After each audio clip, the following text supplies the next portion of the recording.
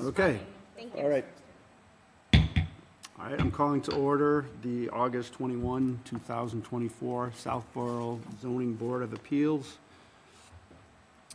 This meeting is live and also virtual. I don't have the thing to read, but anybody who needs to, anybody who wishes to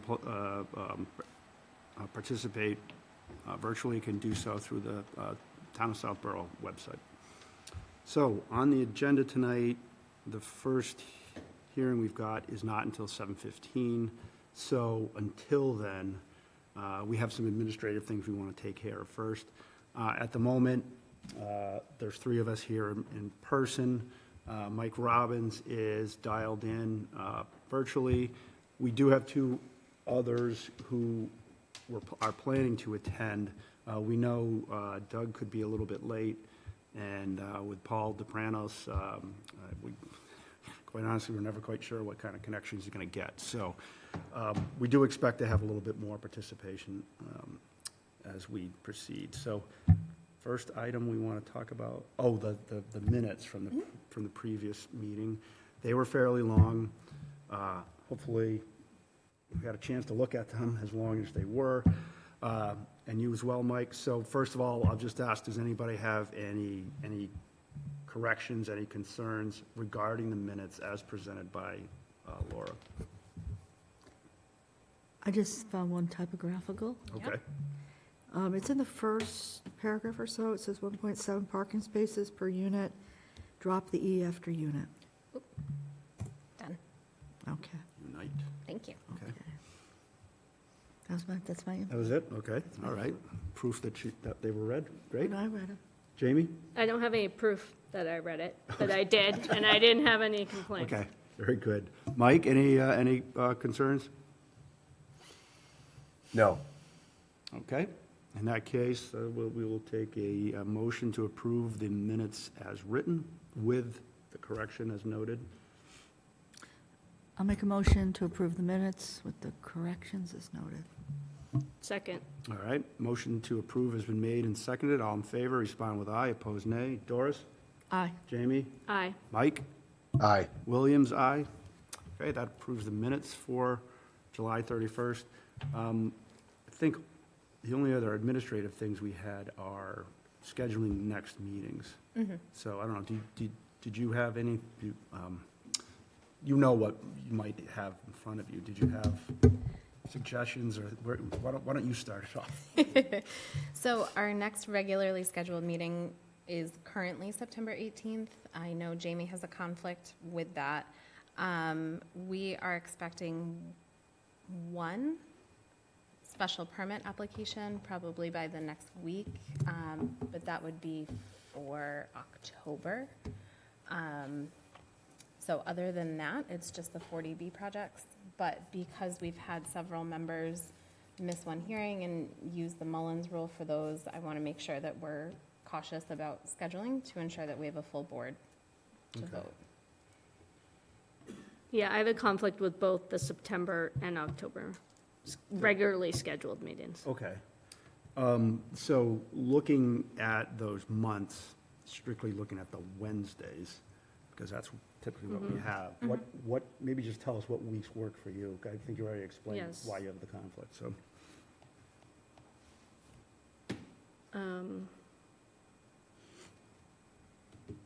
We have a meeting the 4th. I'm just, We do, the Yeah. meeting on the do, 4th, yes. is that, do we? So- Fourth. We do have that for Park Central. That's Park Central. Yeah. That's the only thing we have on the agenda? That's it. That's it, yeah. Okay. Not- So I am available, September 25th. Oops. Just a note that I am out of the country September 20th to the 27th. Oh, okay. Does it need to be a Wednesday? I mean, I don't think it has to be. I don't think it has to be, No, as long as we can get a room. as long as we can find a room. Because I can do the Tuesday before the 17th. 17th? I'm open. I don't know about other. that's, I could probably not even do that remotely on the 17th. 17th, okay. No, Okay. I'm definitely in an airport at the meeting time, so. What Laura, when are you at the 20th to the, The 20th to the 27th, or Okay. 28th, that Friday to Friday.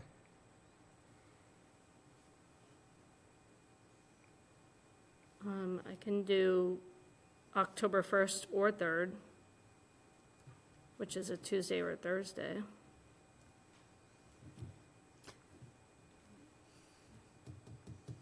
I can do October 3rd.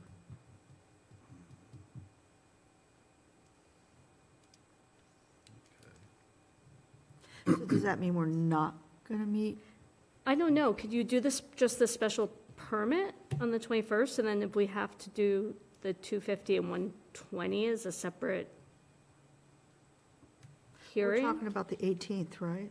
Yeah, sorry, the 18th. Yeah, the special permit will be for October, Oh, because they're filing by the September deadline. okay. So that'll be on the agenda for October. Oh, so we're only going to have, So if you're looking at September, it'll only be 40Bs. oh, okay.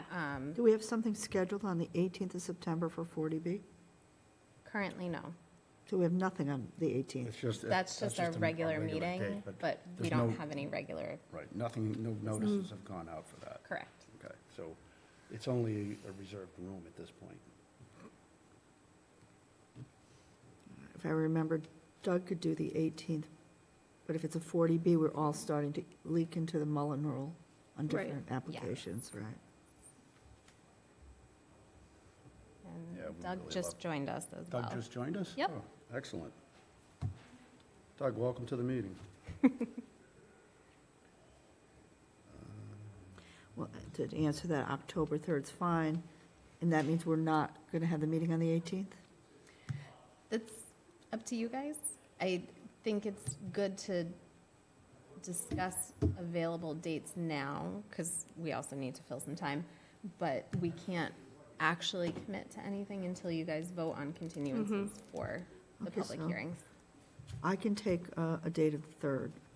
It's hard on the 18th, but I can make that too, hopefully. Okay. But because I'm- the 18th is not good for you, Jamie, is that right? That was the Correct. issue, yeah. And it's tough for Doug. Doug, wasn't the 18th an issue for you? Of September. Yep. Like, it's tight. I can make the 18th work of September. I can do it remotely. That's just, we're just discussing it. I can do it remotely. Granted, I have a remote connection, which I should, but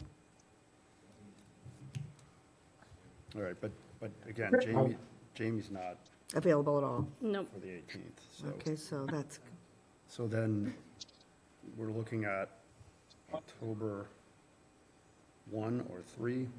I guess these are just dates we're deciding now that we may have to choose when we hear from Yeah. the attorneys Correct. for continuation. October 1's a no Okay. for me, okay? Okay. It's a, just saying, I know I couldn't make it. either Mike, do you way. have any conflicts? No, I really don't. So I can be as flexible if we need people, depending on what the motion is, depending, how many people we need. But yeah, no, both I and Jen will be back in September, so. Okay. Okay, so just thinking through the Mullins rules that we have on file, if we needed to do September 18th, I would recommend we don't do anything related to 250 Turnpike, because both of you have done the Mullins rule, Doris and Jamie. Right. So I would say nothing related to 250 Turnpike on that day. We could do 120, because you guys have not. I think Mike is the only one who's done a Mullins rule for 120. Okay. So if we do the 18th, then 120 would not be a good hearing. Is that what you said, 120? 250 Oh, you would said not be a good 250 is not Yeah. good because I have the Mullins rule, but 120, I think I've only missed the one meeting in 3 years, so that makes sense. Yep. Yeah. Okay. You have all that. I know this is thrilling stuff for all of you. Yeah. So we have it in our heads now, right? Yeah, Well, just to give you guys Yeah. yeah, you've got it. some options. You You've got actually it have in here. written down, right? Maybe. So, And then other options for me, I can do October 10th, that's a Thursday. I could do October 8th, that's a Tuesday.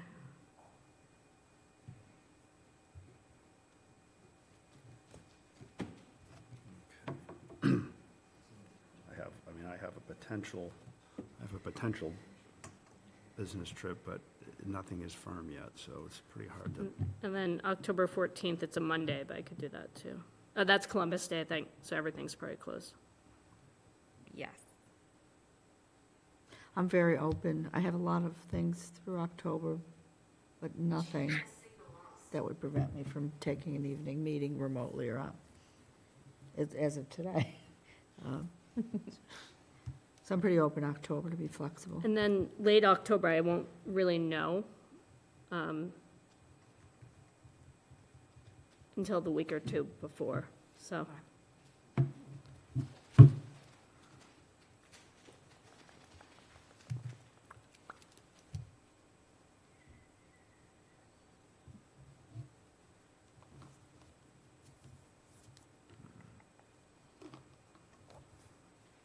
Oh, and Paul did tell me that he will make whatever dates we decide work, so.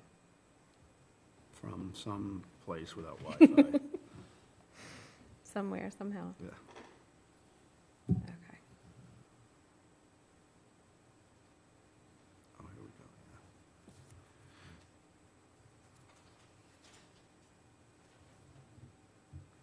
Yeah. Okay. Looking at the week of September 23rd, 30th. If it's the 30th. I would think that would impact me that week. It's got to.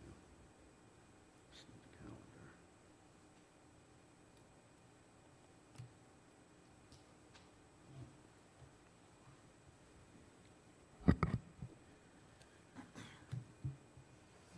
Does anybody besides Jamie have a conflict with October 16th? Checking. Not a problem. I don't think it's a problem for me. I mean, the week where we were talking about the 3rd It's not Yeah, I'm available. is Okay. potentially, potentially a problem for me. I can't really be certain. But I don't think October 8th or October 10th would be a problem.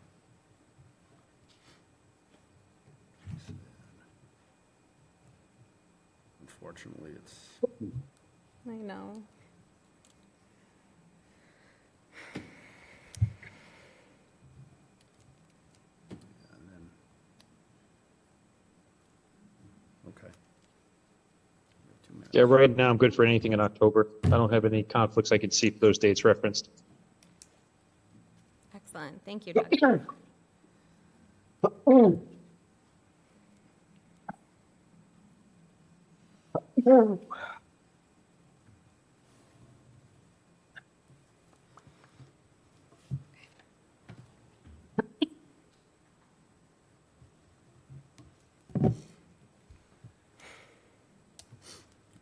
Almost there. Got like a minute and a half. So,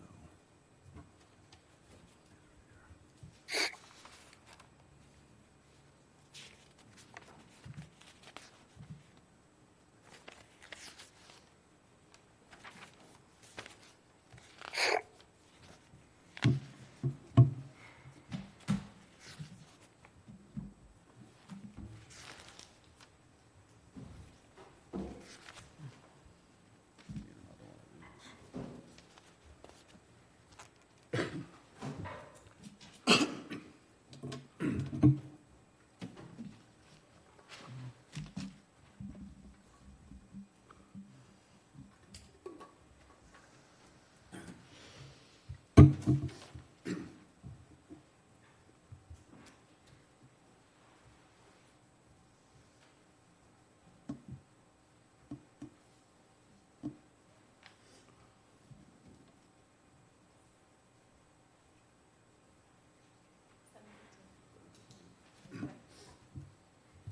Okay, 7:15, so we can move on to next item on our agenda is 250 Turnpike Road.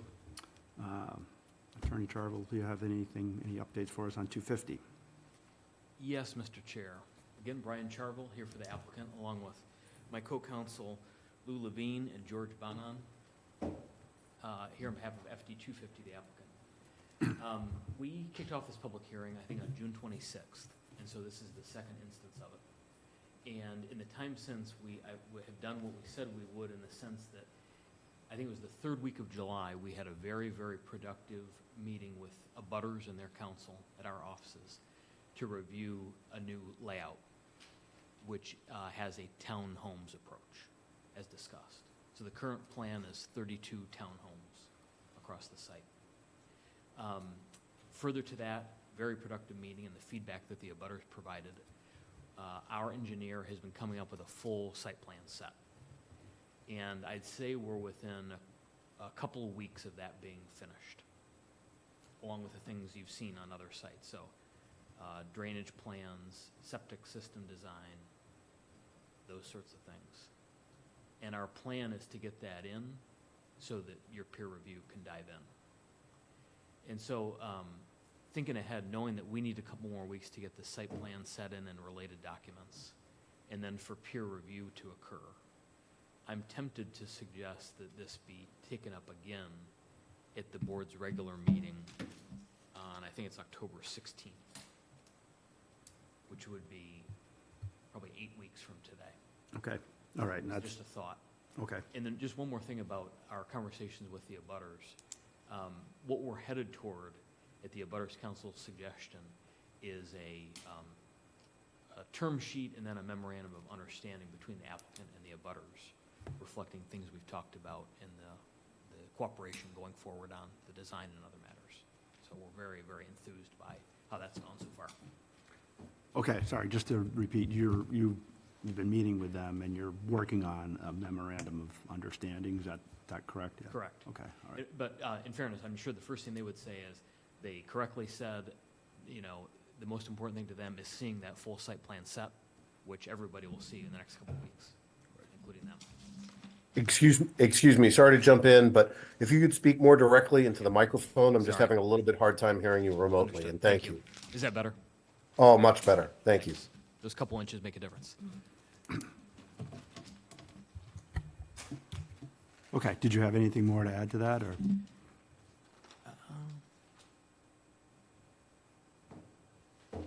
I would just add one more thing. At that kickoff hearing on June 26th, Town Council suggested that we brief a couple of questions that were more legal than anything in nature, and Attorney Levine put together that memorandum and sent it into Town Council, and I know it's, you know, been reviewed. Okay, all right. That's Okay. it. All right, well, again, I think I speak for the board when I say, you know, I think that's the right way to go about it. You know, I like the approach of sitting down with the abutters to work something out, so we do appreciate that. But I think what we really want to get to here is an agreeable date to continue the hearing until, right? And, you know, what we were just discussing, you said you think the 16th at the earliest, basically? In fairness, thinking that the next meeting would benefit from both our design being finished and peer review having plenty of Okay. time to come in, Okay, yes. And I was thinking, mentioned the 16th only because I know that is the scheduled October hearing date, or meeting date for this board. okay. So I can't do the 16th. And unfortunately, the end of October, my daughter plays high school sports, and we won't know till a day or two before. It'll be like playoff season. So it'll be hard for me to commit to a date for the last couple weeks of October. When does it start, the last couple of weeks? It's the last couple weeks and usually like the first week in November. Usually, I don't know what sport. I think Field hockey. Usually, the season ends at the end of October, and then playoffs begin. Yeah, so, well, yeah, it's, CMAS does this thing where they do like a tournament the last 2 weeks of October. So you do, it's similar to playoffs. It's not playoffs, but it's similar. So I just can't commit, is all. If the Yeah. board would be open to a special meeting, I think that probably October 9th would be the same, or perhaps even the 2nd, Okay, because I know we'll be wrapped up by the end of, well, let's talk about the week of, let's see. We're talking about the 8th and the 10th. How did those work out? Yeah. Doug, are those okay for you?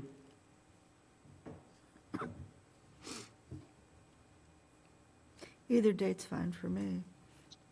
Yeah, both those dates work for me. The 8th and the 10th, I could do either of those. Jamie, what was good? I thought. Those are good for me. You said the 8th and the 10th. were Yeah. good for you. Mike? You're on mute.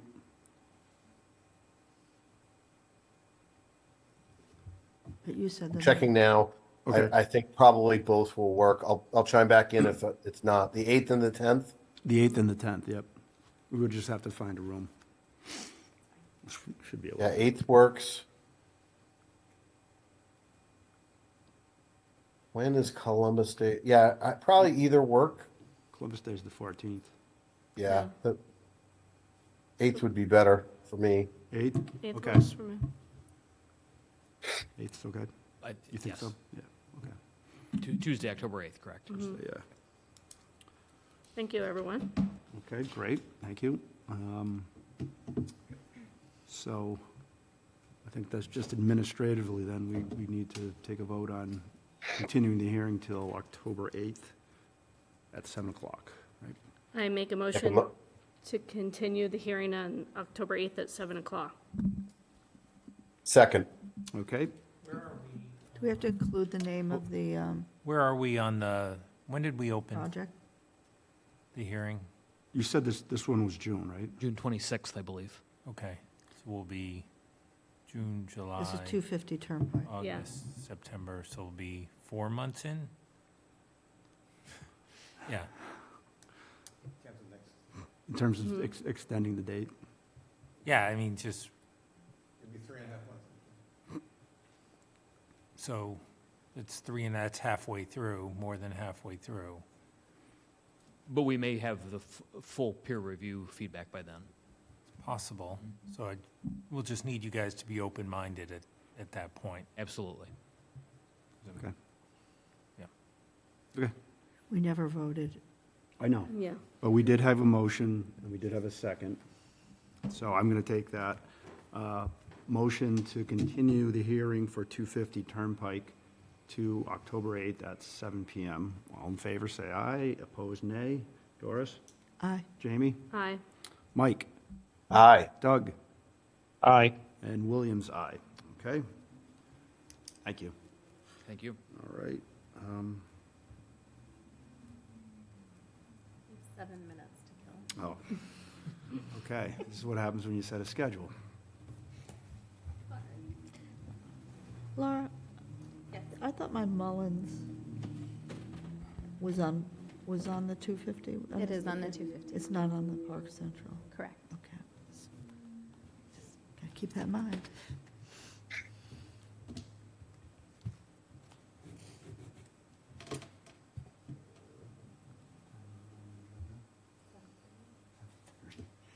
We're being very efficient. We should have made it to, well, whatever. It is what it is.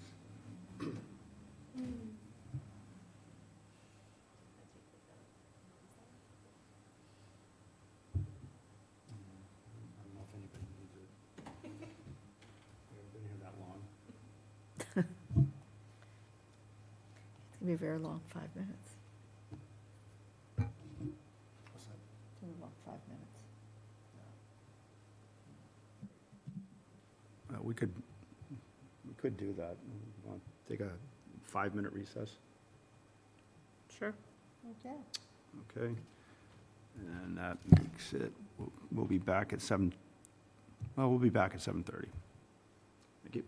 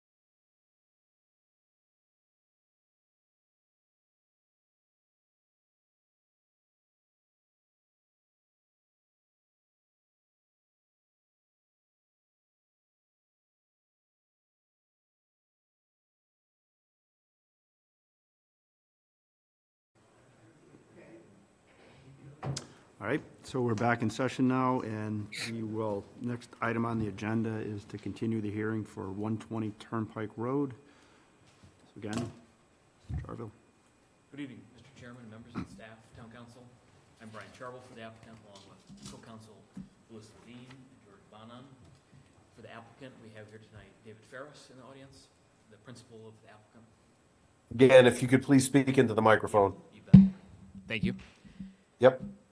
And so the last instance of this hearing was on Wednesday, July 31st. The board will recall a couple days before that, we had filed the updated site plan sheets that were due. Those are with your peer reviewer at LDC. Just after the meeting on the 31st, we filed the drainage plans, the drainage calculations. A couple days ago, we filed the septic system design. So that's with your peer reviewer. And last week, we filed the updated waivers list. On Monday, we spoke with Wayne from LDC, your peer reviewer, and he gave feedback about the waivers list. And so we're in the midst, and probably at 98% completion on reformatting the waivers list in the way that LDC likes to see it, which I think will be better for everybody because it requires a little more precision, like we've talked about at prior instances of this hearing, so that'll be good. So we didn't want to rush it in advance of tonight when we knew it would not be discussed, but it'll go in likely tomorrow and go to your peer reviewer to be included as part of their review. So really everything is in or very, very close on the waivers. And we heard from Wayne that his team is 3 to 4 days away from finishing their initial round of review after they get that complete waivers list. So we're pretty close, or you're pretty close to having that first set of feedback from LDC, which is great. That's the substance on the site plan and septic and stormwater. I thought, Mr. Chair, it may be helpful, seeing that your traffic peer reviewer is here tonight, that maybe you hear again from him, Mr. Dirk.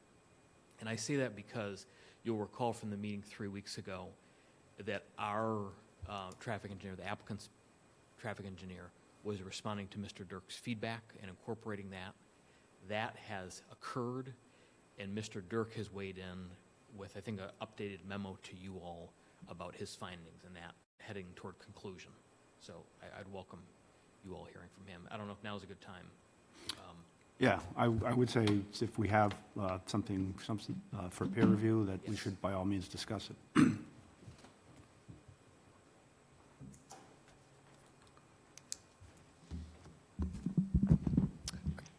Good evening, Mr. Chairman, members of the board. Again, for the record, Jeffrey Dirk with Vanessa Associates.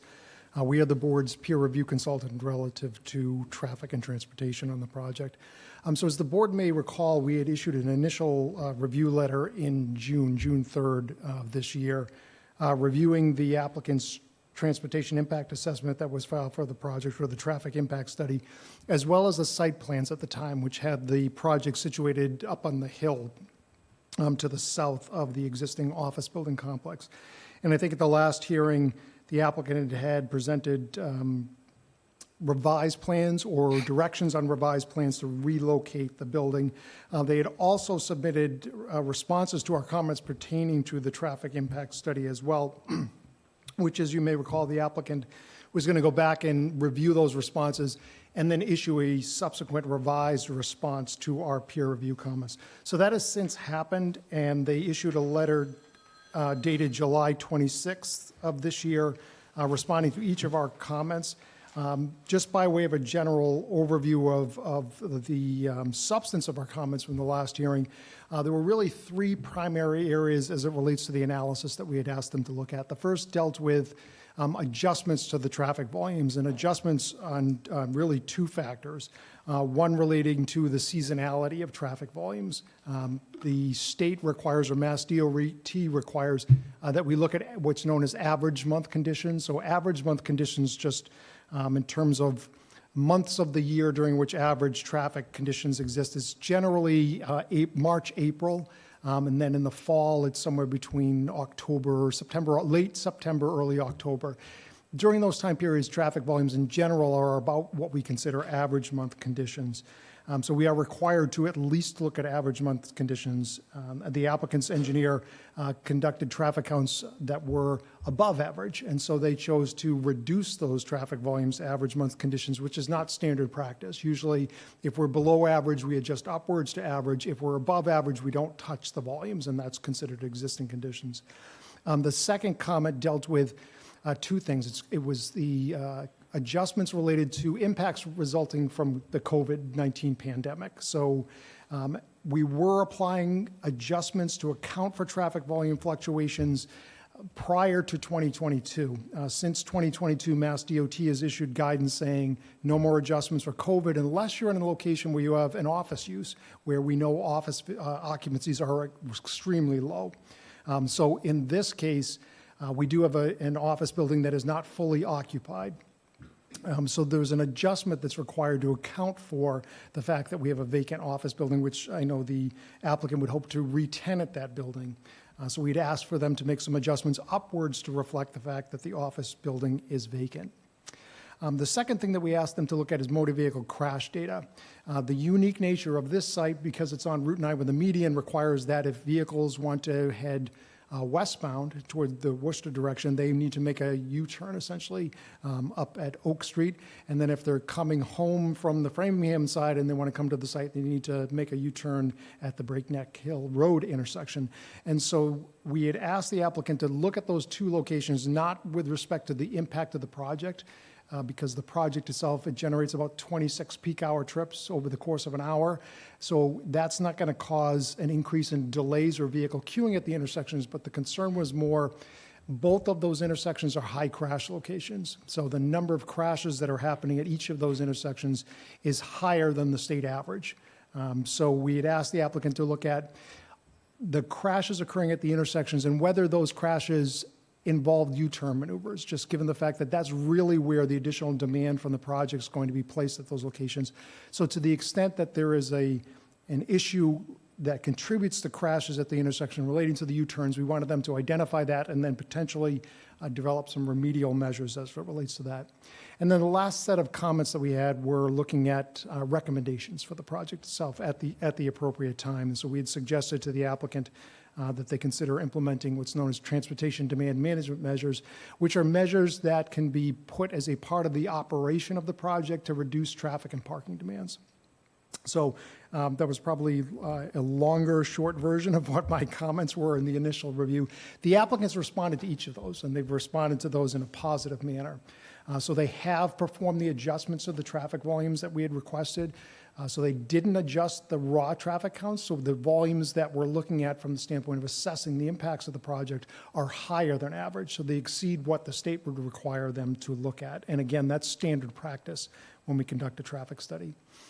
At the time that the traffic counts were taken for their study, the office building was about 35% vacant. So they adjusted all of their traffic counts upwards by 35% to account for a full occupancy of the office building.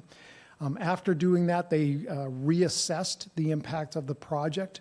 And really the impact of the project, again, when we have 26 total vehicle trips over the course of an hour, so it's roughly about one additional vehicle every 2 minutes during the hour that's coming or going from the project site. Just considering that in relation to the volume of traffic on Route 9, which during the peak hours is well over 2,000 vehicles per hour going in each direction on that road, what it showed as it relates to the project is you wouldn't notice the additional trips associated with the residential project. So from an impact perspective, it affirmed the same results in the original assessment in that the project will not produce a significant impact on the flow of traffic along Route 9 or the ability of vehicles to enter or exit the property by way of the existing driveway itself. As it relates to the motor vehicle crash analysis, the applicant's engineer looked at the most recent years. So they looked at the entire year of 2023 and all of the crashes that happened at the two signalized intersections on either side of the project site. The majority of the crashes that are occurring are rear-end crashes coming up to the intersection, which is common at a signalized intersection because at signalized intersections, a lot of times what you have is people need to decide, am I going to stop on that yellow light or am I going to go through the intersection? We find that that indecision that occurs, or that the person in front of you decides they're going to stop and the person behind them doesn't recognize the fact they're going to stop, and there's a lot of rear-end crashes. The other thing is when you have very busy intersections, which both of those intersections process a large volume of traffic, just by virtue of the fact of people trying to get through the intersection, sometimes you just have vehicles bumper to bumper and they hit each other, rear-end crashes. So that's what's happening at both of those intersections. As it relates to those U-turn maneuvers, over that 1-year period, there were no crashes reported that involved the U-turn maneuvers at either one of those intersections. So what that says to us in looking at the data is those, what we consider more awkward maneuvers, those are the most difficult maneuvers to make at an intersection, is left turns and U-turns in particular at locations. And so the U-turn maneuvers where the project is going to be adding traffic were not a contributing factor, or we did not find that there was a contributing factor of crashes at those intersections. The rear-end crashes that are occurring can be dealt with through just signal retiming at those intersections, so we think that that's something, Mass DOT will regularly do that, especially because of the fact these are on the state's high crash list. So because of that, they rise to a higher level where the state monitors and makes adjustments to those intersections. So we fully expect that that's something that's going to occur and typically occurs just when you have high crash locations. So the last set of comments that we had, again, were related to the suggestions for conditions of approval as they relate to the project. We typically have standard conditions, which your attorney will advise you of as they just relate to, maintaining safe sight lines, things like that, which we can work with council at the appropriate time to have those conditions. In particular, as I mentioned, we had suggested the applicant implement transportation demand management measures, and we've outlined what those measures would be that would be appropriate to the project. The applicant has agreed to include those as a part of the management plan for the project. So our only comment as it relates to that is at the appropriate time that the board consider those as a condition of the approval of the project. So that was the substance of our comments as they relate to transportation analysis. The applicant has addressed those. There is nothing outstanding as it relates to the transportation study. We did have several comments relating to the site plan, which have not been addressed, and we expect that that would be the case because, as we heard, they're still working on the site plans.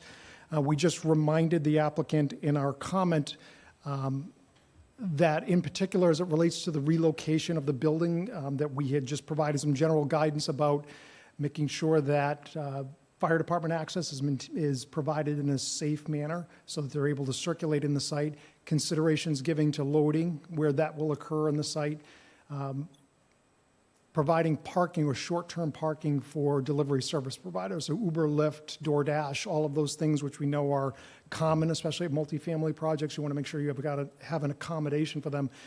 And then lastly, the unique nature of locating a residential project in a parking lot, essentially, or close to a parking lot for an office building, we want to make sure that particular attention is paid to the primary travel route to get to the project site, and that if you do have parking spaces there, you want to make sure that you carefully consider the fact that you don't want vehicles backing out into the primary drive aisle to the residential building. So we offered that by way of guidance to the applicant at the last meeting, and that does show up again in our review letter, just saying as they're working through the site plan, just remember these were some of the general comments that we had provided.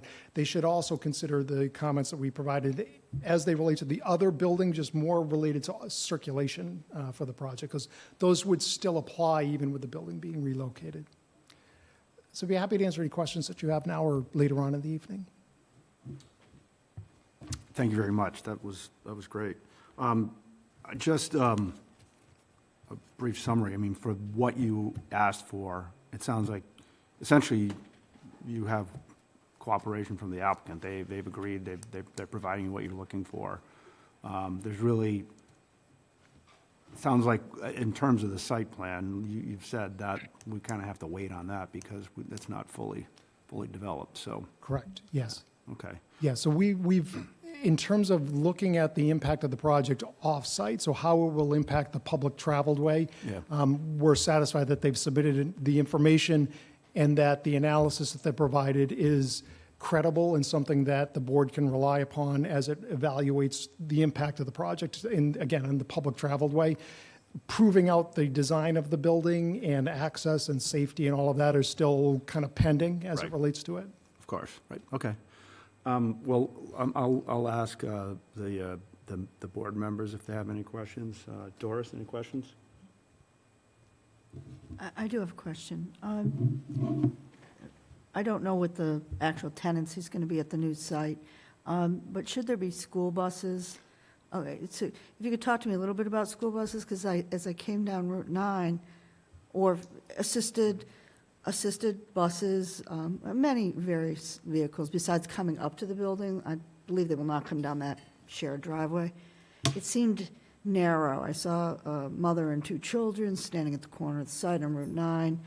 The sidewalk is narrow, the stop, I'm not sure what they were waiting for, if it was an Uber, or, could you talk to me a little bit about what that's going to Sure. look like? And That's an excellent question.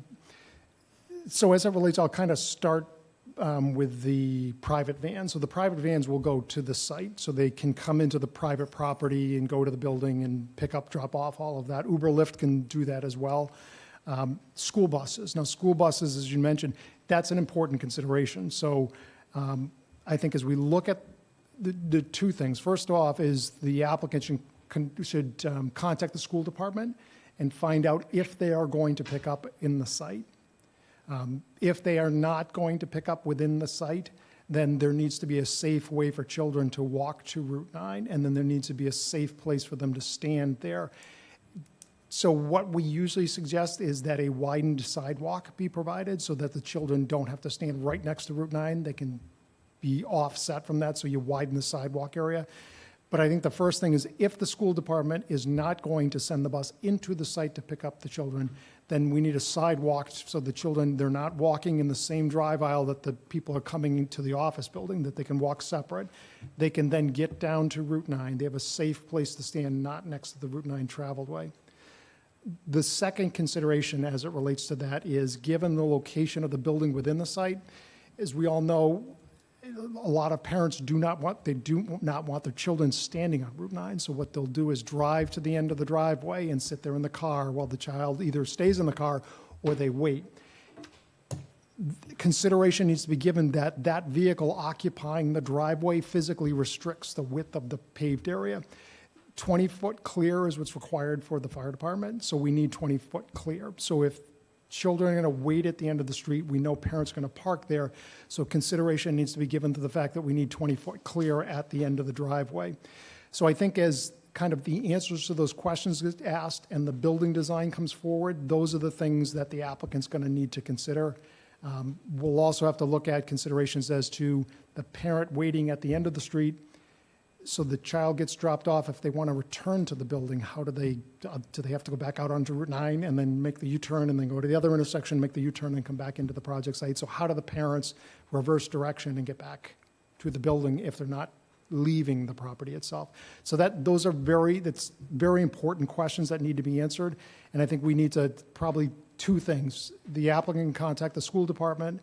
Based on the answer from that, then it's consideration of the design of the project to see, do we need to have a sidewalk to get the children down to Route 9 because it's not appropriate for them to be walking in the driveway to get to the end of the road?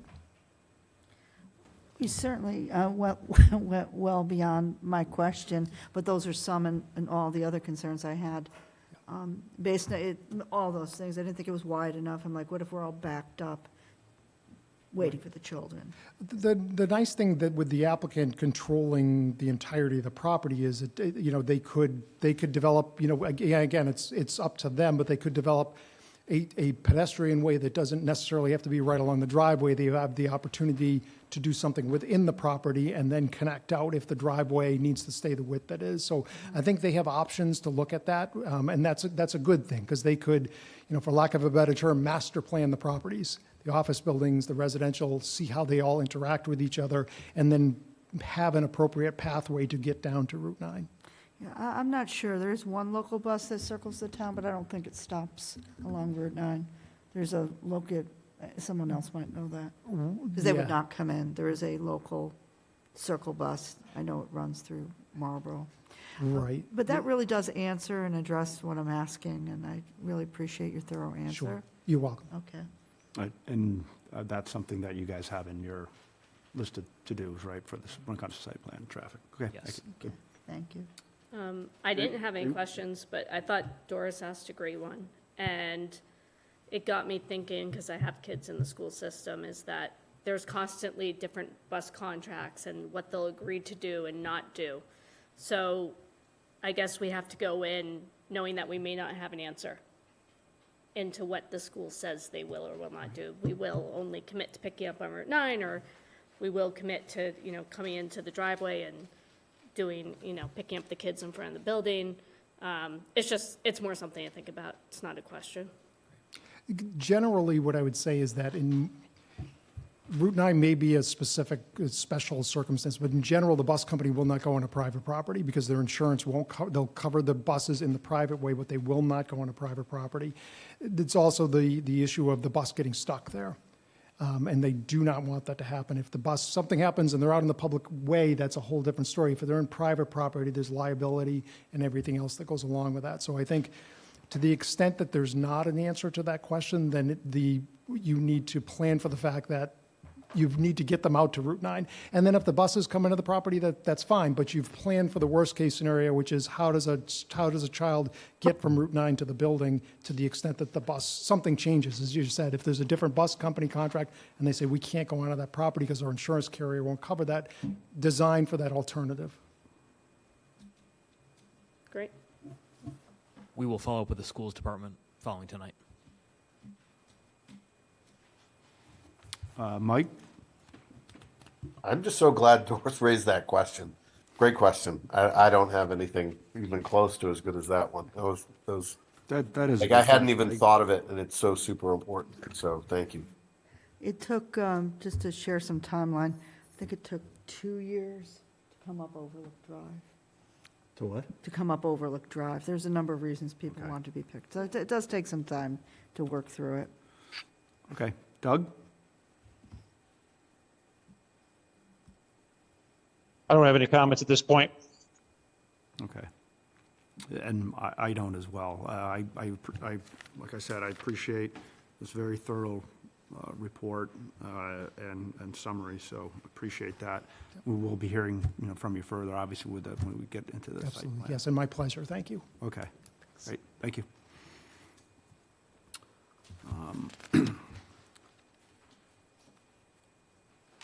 Mr. Chair, I think we do have a couple more substantive updates Sure. beyond traffic, if that's all right. Yeah. One thing that we're accounting for in the site plan is there's been concern raised at the last meeting, but also in discussion since, about the proximity of the proposed septic area to that corner lot and then the conservation area. And so our engineer has already made a change. I think the last version you saw would have had the corner of the lot as tight as 9 feet from what is conservation land.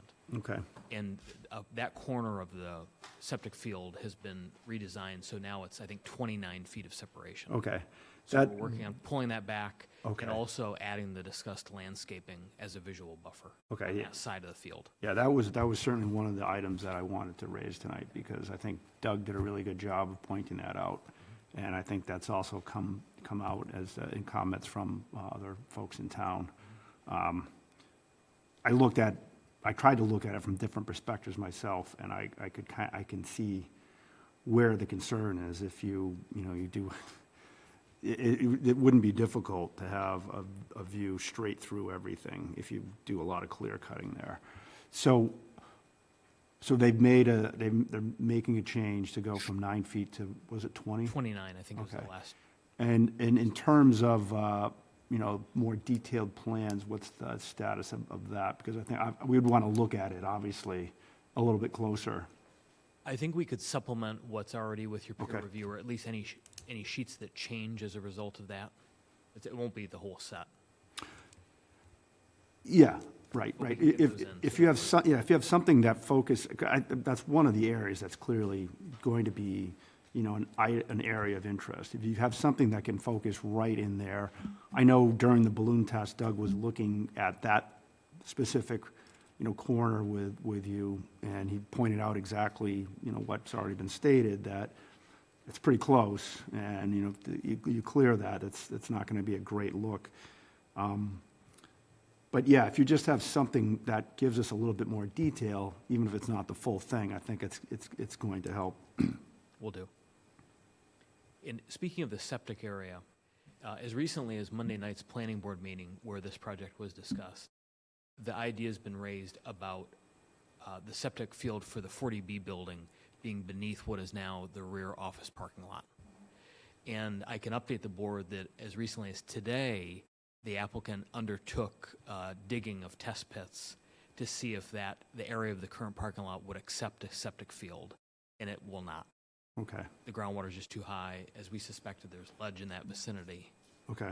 and so it seems like that, unfortunately, will not work. But as the planning board and its speakers noted, we have encountered that. We have existing office buildings and other properties where the septic field is beneath the parking lot, and it works well. It's just a soil ledge kind of issue at this location. It won't park, yeah. Correct. That's what we heard from our engineer today.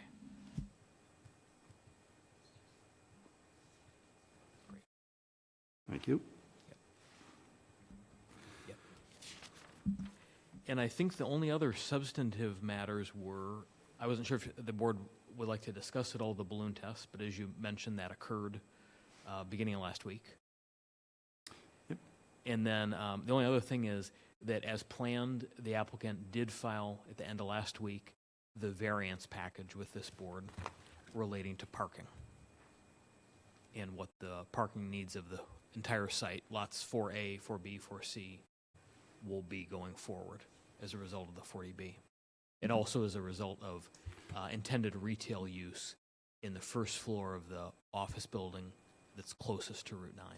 So that the variance is in regard to what was what the expected parking was for the buildings originally, correct? Correct. And so this would be reducing that number generally? Yeah. Exactly. The variance relates specifically to the future or continued office use as well as future retail on specifically Lot 4A.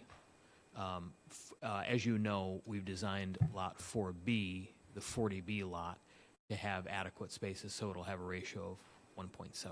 Right, so the variance is not related to specifically the area of the project, but to the rest of the site, basically, and what was originally approved, Yes. correct? Okay. Yes.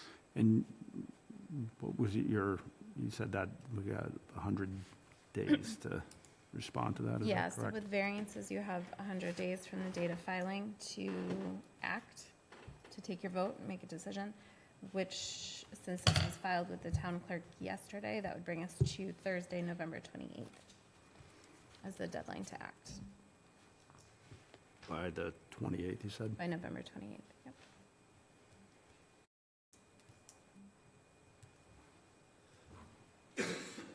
And that is something we need to discuss with scheduling, because I know the applicant intended for that application to be heard in tandem with the comprehensive permit. So when we look at scheduling for this project, we should probably discuss opening the variance, public hearing for the variance, which needs to be done within 65 days as well, which is October 24th. Okay, so, I mean, to act on this, we really need to, because you said there's more administrative work to do before we can really have a look at it, right? And we need to obviously schedule a It's hearing. just a preliminary Yeah, administrative review, which Yeah. I've already started, and you guys had responded to some of it, I believe. But we could just make it part of our next meeting. Yes, Yep. but it needs to be within 65 days Yep. of the date of filing. So prior to October 24th. Prior to October, okay. All right. Continue the dance around dates. Great. Okay. Did you have anything else that you wanted to? No, sir, that's it. Okay. Did you have something, We're- Talon? Where are we? So we're extended now through a few weeks from now? Correct. I think the current action deadline is September 18th. And I talked with the applicant, and thinking ahead to, we need to talk obviously about when the next hearing date will be, but I think we're okay extending to November 20th, which is the board's scheduled November meeting date. So that's an additional 2 months. I'm sorry, you're talking about pushing out the deadline, or you're talking about the The hearing? action deadline. Yeah, okay. I understood that's what, That's the close of the hearing deadline.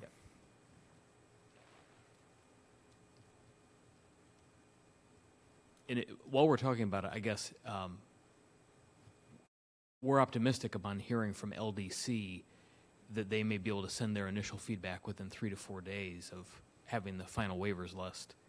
I know that this board has a special meeting set on September 4th regarding Park Central, and we thought that may be an opportunity when everything would be in and we could talk peer review substance that night if the board would be amenable to it. Okay. Yeah, that's something to think about. That would require us to try to predict what's going to happen that night to begin with, which is interesting. We also, just as a note, would Paul and Jamie are recused from Park Central, Yeah, so we're not planning on attending on the 4th. okay. I can make the 4th, if You can? that makes sense. Yeah. Okay. That's scheduled for 7 o'clock. Park Central is 7 o'clock? Okay.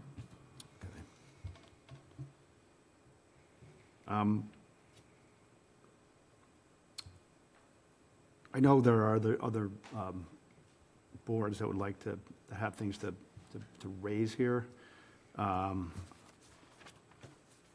would like to not have it go wild without a full plan, but I think they're valid concerns. And I had talked, so if it's okay with you, I guess what I'm saying is I'm just putting a pause on on the continuation. That's okay? Administratively. Yeah, I we don't just think it have to deal with it before we can, Right. at some point tonight. Before we conclude, right. Did you want to talk about your memo, Debbie?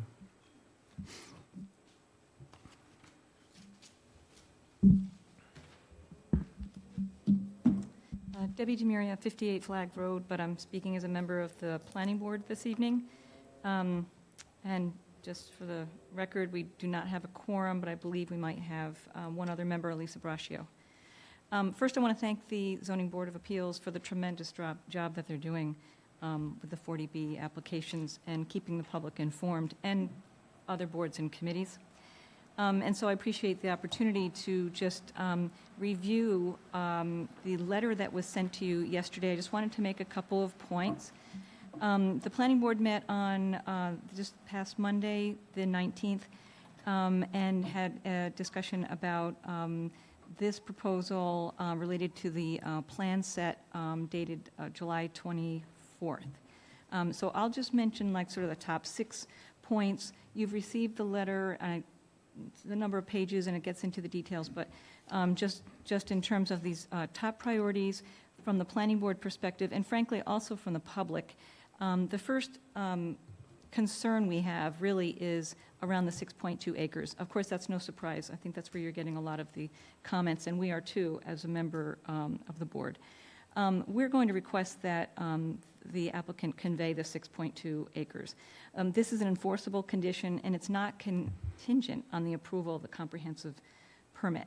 So, as you know, a condition of the exercised and recorded 2019 major site plan approval required that 6.2 acres of the southern portion contiguous to Breakneck Hill Conservation Land be donated to the town in the care and control of the Conservation Commission. So the current plan, for example, has disturbance both above and below that lot. And so we're asking that the proponent donate the lot to the town in compliance with the 2019 condition. In addition, some of the points about this is that there should be no trees, no vegetation disturbed, grading or removal of trees in the submitted plans violates the condition of the 2019 major site plan approval, where the property was to be donated as open space. There's significant grading that's shown on Lot 4C right now up to the conservation land with no tree replanting proposed.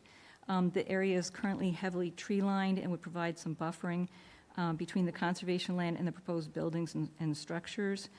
The grading and the tree removal violates the condition of the 2019 major site plan approval, which states that the property was to be donated as open space and left in its natural state. The drainage swale and septic are currently shown within the 6.2 acres, and this too violates the 2019 major site plan condition. I'm actually thankful to Attorney Chargill for mentioning that the applicant was looking into the feasibility of moving the septic or the possibility of septic under the parking lot. We look forward to hearing a little bit more, but it doesn't sound like that perk went very well. But perhaps there's other creative ideas. And the planning board believes that the major site plan modification is required for the 6.2 acre parcel. The second is that the 5 stories is unacceptable. The town of Southborough has by design limited the height of our buildings in town, with one exception, that's Madison Place, which is at 4 stories. Our infrastructure in all districts is under 4 stories. The third point is on subdivision. The Zoning Board of Appeals comprehensive permit regulations and guidelines, which the ZBA was required to promulgate under 760 CMR 56, Section 4131, requires that all plan submittals shall conform to the requirements of the town's subdivision rules and regulations, Section 24410, definitive plan. The plans that are submitted are in many ways difficult to read, and it's difficult to determine the lots that are being created, so that, for planning board, is an issue. The fourth is the waivers that Attorney Chargill did mention. We find that the blanket waivers are not acceptable. The ZBA had previously rejected the proponent's request for blanket waivers for the entire zoning bylaw, for example. So I understand that there's an attempt to go back and provide maybe some more granularity. We encourage the ZBA to reject any blanket requests and also to accept any enumerated requests, and that the applicant provide a reason for the waiver. Fifth point is affordability. We would request that the affordable units should be in perpetuity.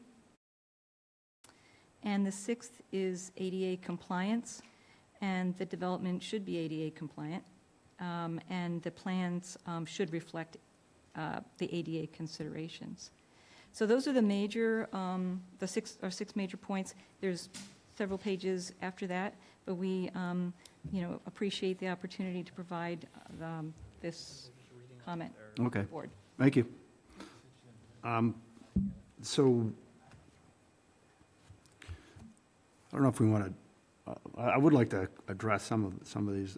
As far as the donation, I mean, you are proposing to donate land, right? There's a specific area being proposed to donate. Yes. I don't know if this is just about the timing. I think the argument is it needs to be donated to the town. I don't know, what are the plans as far as that goes? It's timing. Is it just timing? Yeah, I mean, we addressed this last session too. I believe strongly that this parcel should have been donated long ago by the prior owner. But there's no plan that creates a separate lot. It doesn't exist. So they could donate a conservation easement right now, but that's not what the requirement of the planning board decision says. So I think we have to get to a process that creates a separate lot. There's 2 ways to do that. This process, where we can create a separate lot, which is what the applicant is suggesting, or the applicant could go in at any time to the planning board and do that too. My concern there is that if that lot doesn't match up ultimately with what this board sees as a vision for what's going to be donated. For example, through engineering or otherwise, that line that they're showing may not be the final line. It may be much improved from the perspective of the zoning board, the public, the planning board. So I'm hesitant to recommend that we jump ahead to a use of a lot line that folks are dissatisfied with, that we're hearing they're dissatisfied with right now, before the board's experts, before the board has had a chance to have that dialogue with the applicant on other ways to lock up this property and actually endorse a plan that someone then can convey property under. Okay. So I agree entirely with the planning board that this is something that's a high priority. Yeah. They're 100, and I think this board does too. I think we do as well. Yeah. But, And I'm not saying the applicant doesn't, it's just, they know they have to get there. right, right. But I would agree. I mean, you're moving the septic lines right now, so I think we're all aware of it. I mean, it's fine that they raise it to us. I think I agree that in general, we have to be cognizant of it, but it has to really be part of the process that we're now going through, right? I mean, we're out for peer review, so. To give the board a sense of the imminence, the applicant has let, I think most people who have asked know, it's important to the applicant to complete the donation this calendar year. Right, So right. there's not a lot of time left in terms of, I want the town to be reassured that the applicant is really ready to do that as part of this board's comprehensive permit issuing. Right, okay. Yep, I was aware of that. Thank you for reminding me of that. Okay. Can I offer a couple other You may. Yep. observations? Go ahead. First of all, I read the planning board's note. I think they make a lot of excellent comments about plan detail on the subdivision plans. I think if our peer reviewer hasn't already been provided with their comment letter, I think this is good information to provide to them as they're assessing compliance and what is needed for more detail. Some of that stuff for 40B may not be absolutely necessary, but it's important that those points get conveyed to our peer reviewer so that they can chew on them as well. There's obviously a revised waiver list coming, so that will be considered. On the affordability question, there is no chance in any universe that they won't be perpetually affordable, surviving foreclosure and any other mechanism that might wipe out affordability. The state wants that. The town would settle for nothing less. So that's important to note from the get-go. The rest of the stuff I thought was the planning board's interest in shaping the project and bringing their points out. And those are policy questions that I'd leave to you all and the applicant. Yeah, and I felt the same way regarding the waivers. I mean, I think there's already, we made it clear, obviously we don't want blanket waivers, but I took a look at it, and there is more detail in there, and I think more detail is yet to come as we proceed, correct? Yes, the new list is going to be very precise. Yeah, The wetlands could maybe be broken down a little bit more. All right. I'm assuming it will. okay. And I want to say for everybody regarding ADA compliance, following the one speaker's question at the meeting on the 31st of July, we did ask our architect, I think the next day, just to be sure, and he unequivocally said that the design will be ADA compliant. Okay. Okay, I mean, I think, another, fairly obvious one that we knew would be at least discussed is the 5 stories. I was present, Doug was present for the balloon test. I thought it was, I'm not sure how many members of the public saw it. My own, I don't know, Doug, you can talk about what your findings were there. Certainly, I don't know that the concern would be really from the Route 9 side of things. I mean, what I found is it was almost hidden behind the building approaching from that direction. The obvious concern is really from the other direction. And I think, I don't know, some of that, I think, is relative to, what we're talking about in terms of the property lines and where you clear things. I think Doug had some really good observations there. There's a lot of pretty tall trees back there. The concern is the underbrush, because the tall pine trees provide a lot of, screening, but at a fairly high level. So, I would say representing the town is does anybody want to be walking through the conservation land and, staring at all the buildings there? And, if you, I don't know if you can really see them now, but that's probably the area of concern. And Doug, if I'm not really explaining it well enough, feel free to jump in. No, David, I would agree. I mean, I think it was definitely hidden behind the office building for the most part, Route 9 side. I do think the concern is the clearing of the area, near the septic field, but I did see the applicant is modifying it, so I'm pleased with that. I'll further review it as well. Right, okay. Where the other- David? But, yeah, okay, yeah, sure, go ahead. I was on the site that day. I agree. Sorry, Doris was Yeah, there I as was well. there. I was definitely there. My bad. And when you come in, it was actually difficult to find the balloon, although one of the balloons broke.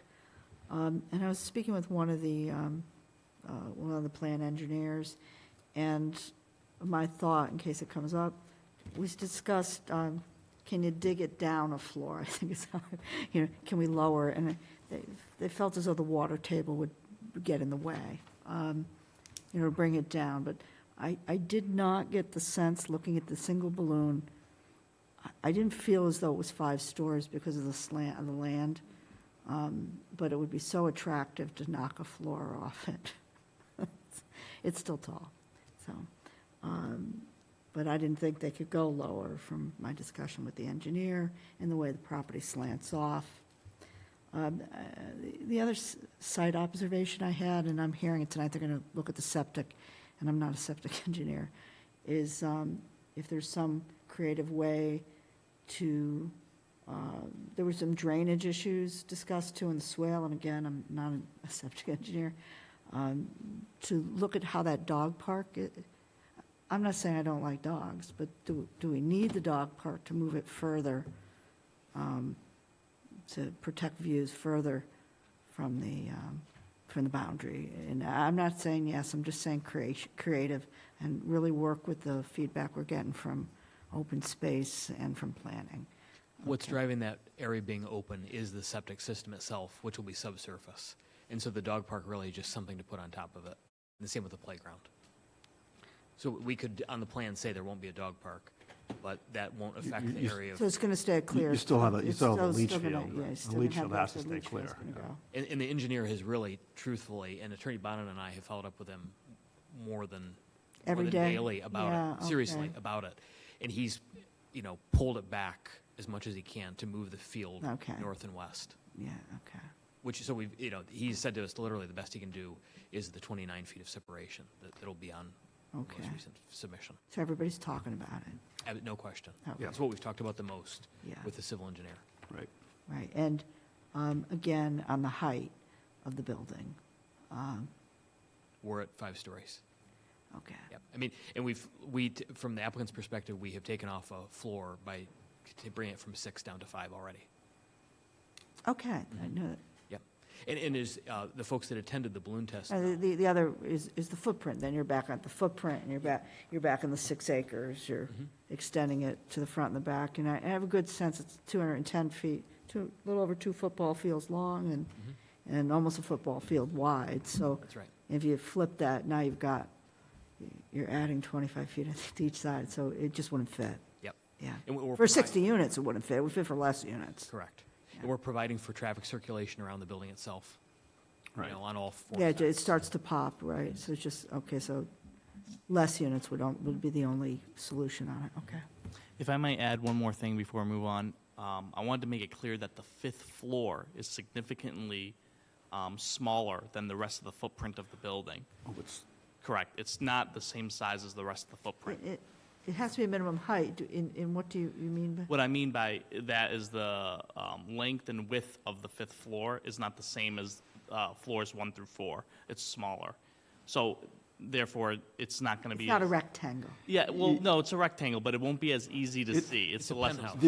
I think the effect of it is by setting it back, is it doesn't appear quite like, if you're all the way out, it'd be kind of in your face. Correct. But by setting Yeah. it back, the effect is, it actually looks or a little bit Okay. lower. And I don't know if it was, who I spoke with that day was, and that's way down the pipelines, the facade materials, to make them absorb into somehow picking the proper facade on that would, and I'm not going to get much further than that. Okay. To blend better, yeah.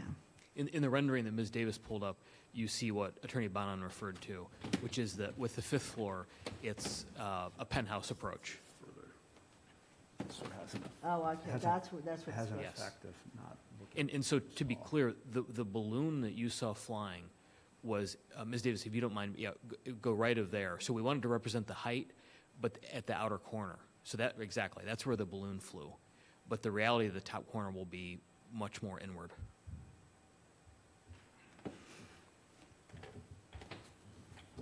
thank you. Thank you. Jamie, do you have questions? I just want to say, I did go to the balloon test. I think I was probably later than everyone. I think everyone was gone, but I did go and look at it and drive around. And I was actually surprised by how hard it was to find and see from Route 9. So, and I did also kind of drive back up Oak Hill and went around and tried to see if I could see it in different points, and I couldn't.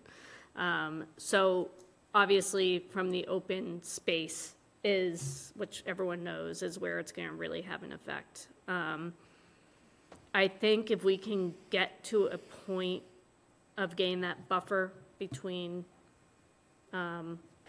where we can move the septic to, I don't have as big of a problem as of the 5-story, honestly. I do have a question, though. When I was looking at that 5th floor, and it's hard to picture, but would it make sense for, because it's hard to see from Route 9, is it almost gonna look bigger from the open land space because the penthouse piece is back that way, if that's the easiest way to explain it? It's in on both ends. It's not like it's massed toward the back. The whole thing kind of steps up from both ends and both sides. Okay, so it's in the center and it's offset both equally, both Exactly. from the back and the front, is what you're saying? Yep. Okay. I don't know if it would make a difference to move it more towards the front, towards that Route 9 entrance. It may not. It's just something I just thought of. And the architects, I think, have said it's, as a matter of design, it's important to be symmetrical with the lesser width and length on both ends. Makes sense. But anyways, that was my observation. All right. Mike, actually, can you just, Sure, yeah. Mike, did you have any questions? I do not. Doug? Did you have any questions? I do not this time. Yeah, I just wanted to touch on a couple of, sorry, David Ferris, yep, for the project developer. I just wanted to touch on a couple of quick points before I left, which was to reiterate Brian's comments that we are committed to making this donation prior to year end. And regardless of how we got here or what got done or didn't get done prior to our stewardship of the parcel, we are very, very pleased with how responsive and how productive the conversations have been with this board and the select board. And we really want to say thank you because it's been a very constructive process. Even that balloon exercise went well. And I truthfully was surprised to see at the outer corner how low it looked when I stood next to it. But I have hired the engineer that was formerly an outside engineer now to be a full-time internal engineer, just because what I've recognized in this collaborative process with the community is it really takes a lot of additions to get this stuff right, and it's frankly easier to put him on my payroll and have him next to George Bounden's office. And you know, we really took to heart Doug's comments and Freddie's comments, and Freddie, I think, was the original person who flagged the sort of clear light issue going through the septic field. And we did, and I know we talk in abstracts like, oh, we redesigned the septic field, but I really want the board to know that in an internal collaborative process, that when we talk about that issue, it really involves like manifolds of like layout in pipes and how the design functionally changes to be able to gain those feet. And it involves like a shortening of certain pipes that are closer to the field. And it's really like creates a lot of design challenges to the point where James, who I really, respect, was in the office for an entire weekend just figuring out a pump that would accommodate customizing that system. So there's a lot of intricacies that go into even finding 20 feet of buffer beyond the 9 feet that was there. And I just want this board to know every time something like this is raised, we take it seriously. We're going to vet it as much as we can, including, Freddie's comment about the fact that there were some grading issues that she spotted on the topo. And I've given her, total transparency and access to any plans our developer, our civil engineer has to share completely into this board as well. To the extent that there's any information that we have, we're open and transparent. We'll share that with anybody that's involved in the project. But we may have submitted the plan without additional, buffery greenery planted, but that's an easy give that, of course, we would do if we're disturbing anything in that 29 feet. We want something fast-growing to be able to create the buffer that everybody's really trying to achieve. It's just a septic field issue in terms of square footage and how far away we can keep it. So I just wanted to reiterate that we want the process to move forward at the right speed for the town and to be able to fully vet it, but we also want to transfer the donation to the town. Despite our opinions about whether we're legally obligated or not, we think it does fit well in terms of expanding the existing conservation land, and whatever we leave behind, we want to do it in the right way. And so we really appreciate it, and it's been going really well, and thank you. That's it. Thank you. All right. I don't know if any, okay, all right. We'll take the Zoom first. Hold on a second, and we'll go to you next.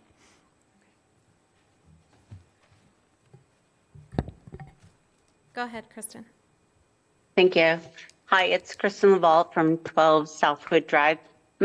I more so have questions just to clarify kind of where we are in the process. I've been trying to keep up with the meetings, and I guess admittedly I'm getting confused, so I think that other citizens may as well. I attended a meeting in, I think, the planning board meeting in June, where I think Mr. Ferris attended. We talked about the 6.5 acres. He seemed more than willing, obviously, to make it happen as he is tonight. And we also discussed the height of the buildings then too. So then I attended another meeting and by the way, that meeting was highly attended by a lot of citizens. On, I believe, July 22nd, there was a more contentious meeting where Mr. Ferris was very upset with the planning board. So I'm trying to recall what that was about. I thought it might have to do with the height of the buildings and the 6.5 acres. I'm struggling to remember, but I think this is very important because I'm hearing different tones, right? In June, there was one tone. In July, there was a very aggressive tone. So you all, of course, are consistently involved in this discussion. So I just want to make sure I'm following the timeline of events correctly. The last question I'll say is then tonight I come and I listened to Ms. DeMaria and I agree with her completely that in addition to the 6.5 acres, which it sounds like that may be less of an issue, the 5 stories, that is a concern. I think that's something that should go in front of the town. You can go to Westboro, you can go to Framingham, you can see how these buildings look. And if our conservation land is actually going to see it, that is disturbing, but it's not even actually just that. It is the look. And for a town that has been very concerned over the past 5 to 10 years on maintaining a certain rural landscape and, Main Street, we had such a hard time getting through. It also feels like something that if we're going to all of a sudden switch from 3 to 5, that should be something that's more broadly considered across the town. So again, whomever might want to address any of those points. Thank you. Thank you. I don't know, I'll try to help you in terms of the timeline. We've looked at preliminary plans. We've looked at plans in more detail. This is the process as I understand it. We are going through peer review. So the peer review is where, we have the hired experts to go through the different parts of the plan, and we get feedback from them. And they do look at the elements of the project, how they relate to town code as well as state code. And I guess, everybody understands that a 40B project, it very specifically, basically exempts a lot of the town code. So that's where we are. This is not to sideline any of the comments. They're all valid. But, there will be continued opportunities to talk about the 5 stories and the screening from the open land for the septic.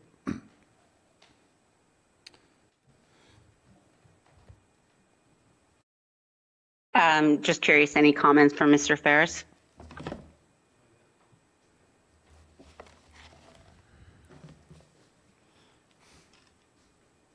Yes, I thanks for your comments, and I would absolutely concur with your assessment that, in different evenings you get different personality sets, in large part because of the audience that you're speaking to. I think in reality, we bought the property with a pretty clear legal understanding, like we buy a lot of properties. We did the analysis and we saw the different agreements in place when we bought it, and we bought it with the expectation that we do own that land, and we have a fundamental legal difference of opinion and interpretation of whether we're required to donate the land. And we're very, very clear, and I think anyone, even without a law degree, of which I'm a lawyer, like 4 others in the room,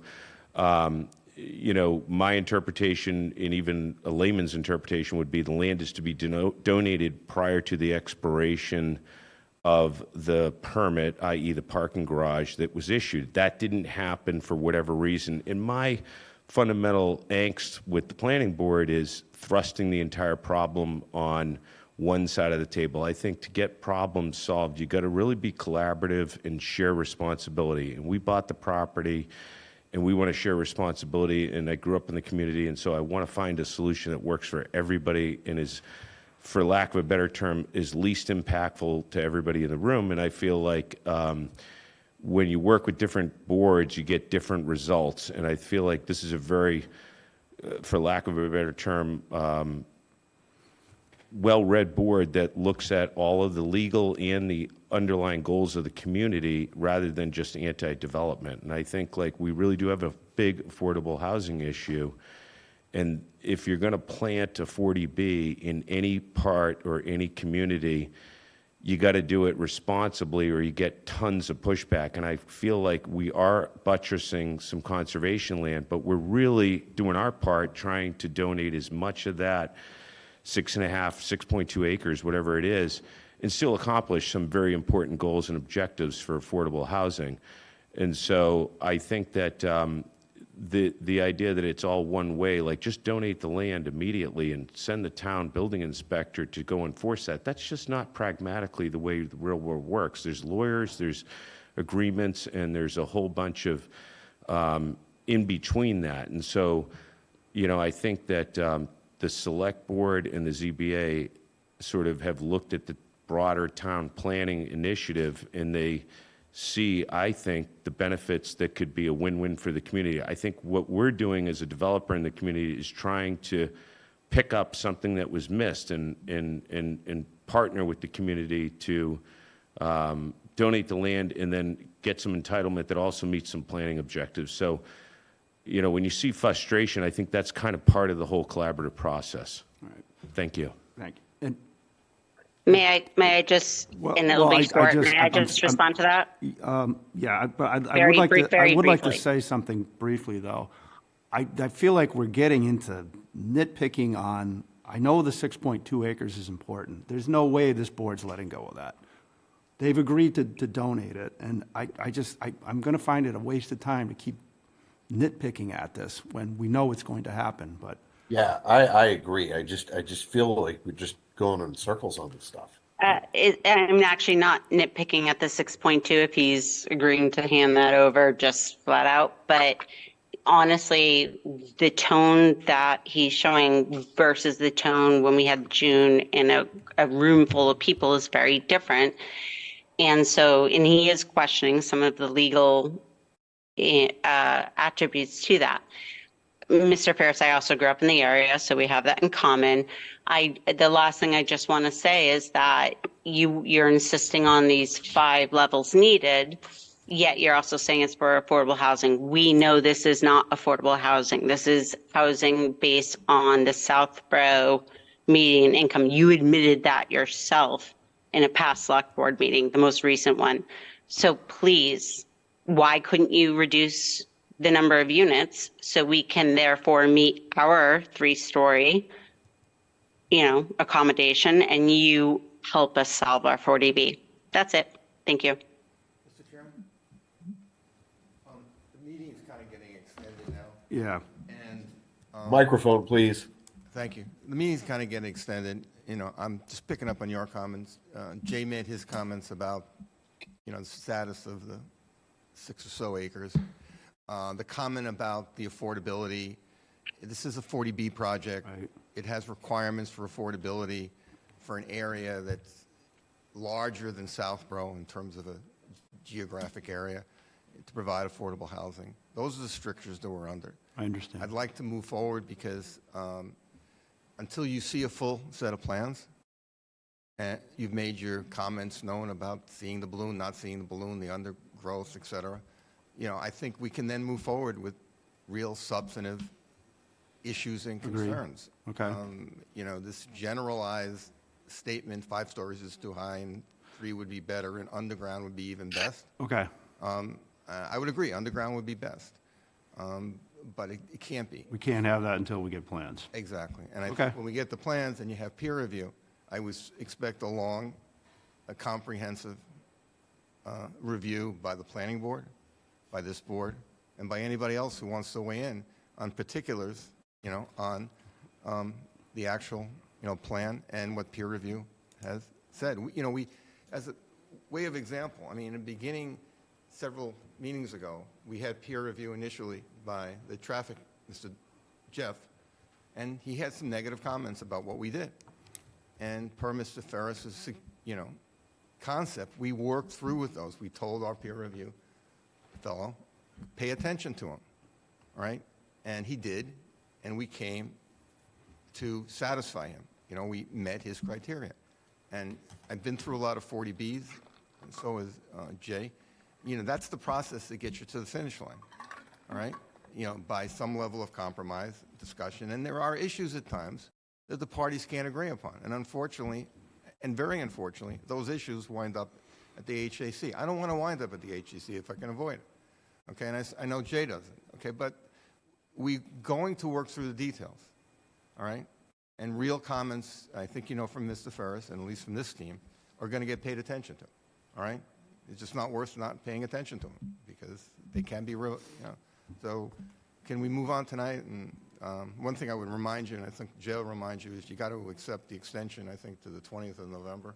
And we need to write your letter tomorrow confirming it and send it to the town. Okay, all right, thank you. Could we, but I know there was something that came from open space, so. Yes, and I'm sorry, stewardship. she's got the microphone. So I'm Freddie Gillespie, Chair of the Open Space Preservation Commission. But actually, Freddie, could I just say one thing? Just bear in mind what we're just said about getting boring into the details, right? I know you have some general comments here, but so. Correct, go I ahead. heard what you said. We are an official commission of the town of Southborough. We had several meetings deeply reviewing this, and our opinion deserves to be heard. So I'm not going to repeat things that were in our letter, and I'm not going to repeat and rehash some of these things. I want to say that we sent a letter that you received yesterday from our prior meeting before most recent information sent. I want to make that clear. We didn't have the list of waivers, and we didn't have a new sketch or drawing engineered of the moving of the septic field, which we understand is going to be moved again. We had a meeting scheduled. As soon as we got those, the soonest we could schedule it was this afternoon. So I just came here after a 3-hour Open Space Commission meeting. I don't have all of our comments written out, and I will send those. I want to say that this morning I got an email from Mr. Ferris requesting a phone call. We had what I thought was mutually respectable. I'm always respectable. Sorry, it's been a long day. It was mutually respectful is the word I'm looking for. Conversation for 45 minutes, and then I went to the Open Space Commission and relayed some of this. Part of what he told me was that they did look into putting the septic under the parking lot, and they had dug test pits, and I was welcome to go by, which I did after 5 o'clock today, after the Open Space Commission meeting, and I saw no evidence of the test pits, which I'm not saying they're not there, but I've seen many. So I'm hoping that we can get written documentation, where those were done, what the results were, because what he said is the water table's too high.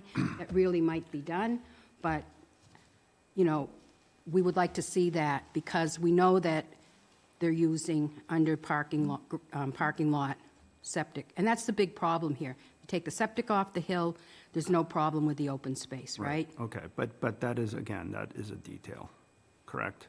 The septic plan as part of the overall, the peer review? Well, you sent a list of and I know the planning board talked about the waivers, but I'm Right. familiar with comprehensive permit law that says if you have a subdivision, only the 40B lot gets the waivers.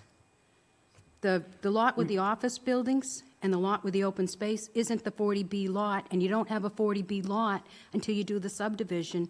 So to me, granted, I'm not a lawyer, but to me, it seems like you're putting the cart before the horse, because I don't think that's the case, and I'm not sure Mr. Telemann would, No, it's well understood that waivers only go to the 40B lot itself. so we're looking at all of the wetland waivers are not on the 40B lot.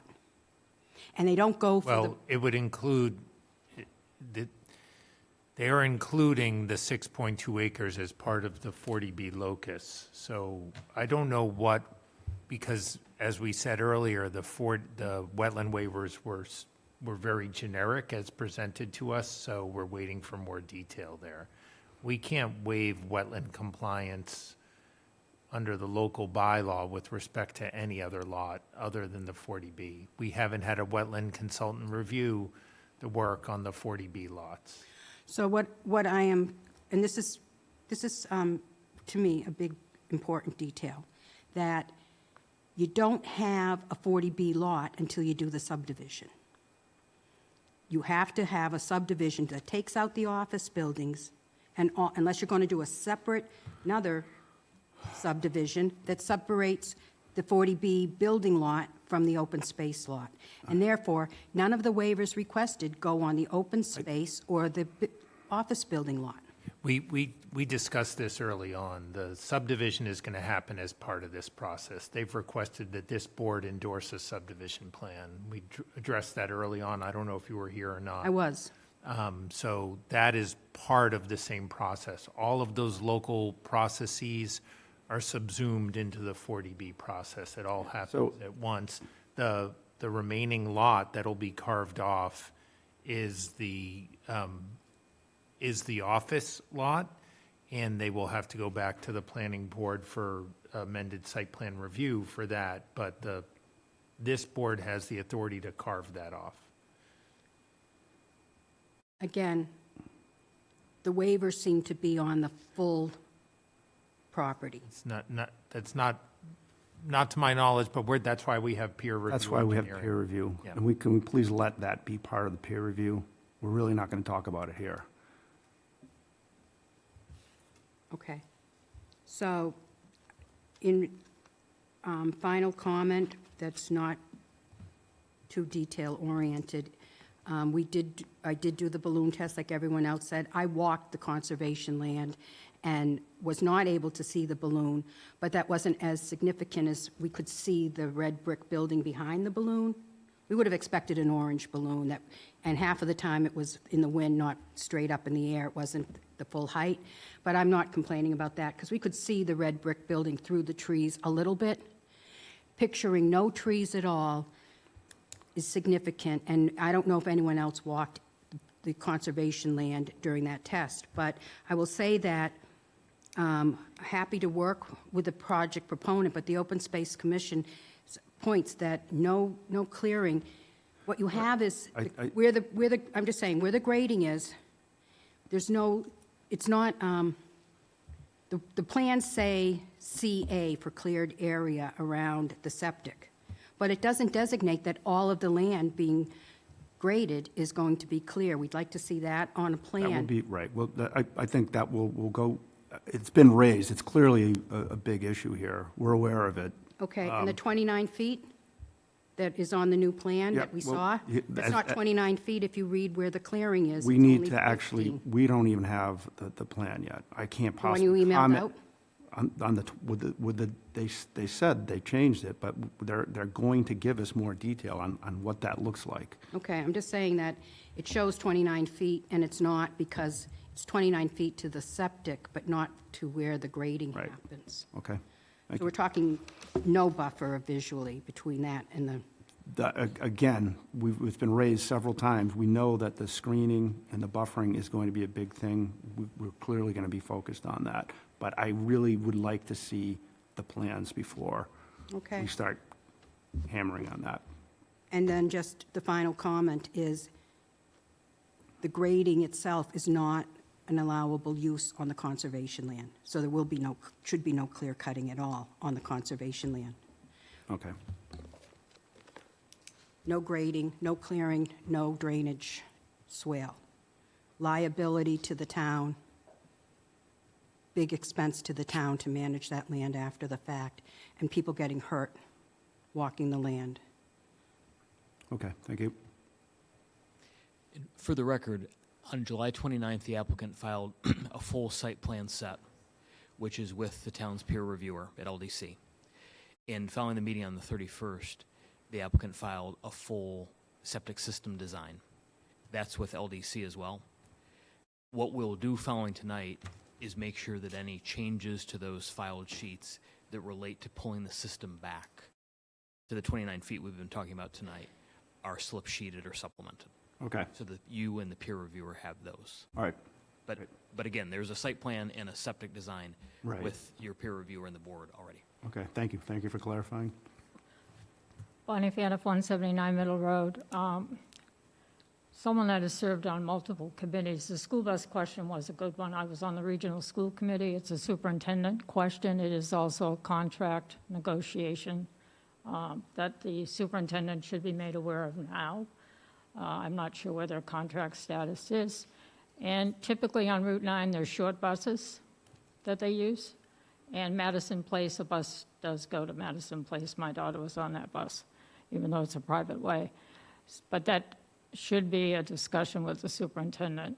The other thing is, there's an opportunity here to provide housing, a different type of housing. I have friends that live at Madison Place. They love it there. They're isolated there. But there is no elevators in any of those buildings. So this is an opportunity to provide housing for individuals that would like to be closer to downtown instead of being on a list waiting for a first-floor apartment and someone that has served on your ADA compliance committee for over 10 years. I think there's a big opportunity the town can take. As far as the height goes, yes, I know 3 stories, you don't require an elevator. 4 to 5, yes, but I'm not here to make that decision for you. I also think it's a time that we need to move on from some of the discussions we already have.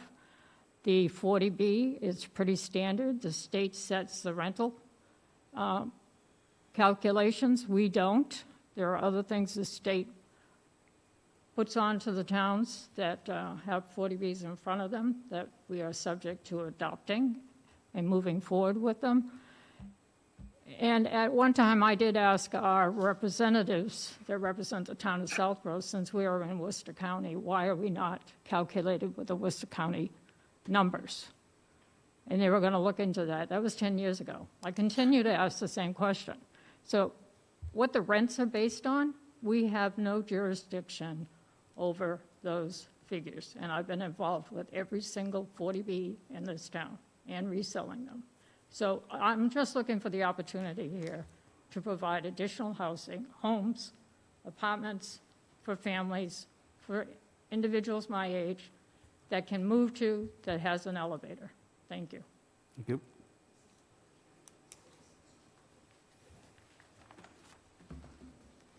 Joyce Greenleaf, 4 North Street. I'm here as chair of the Stewardship Committee. I'm sure you've received our letter.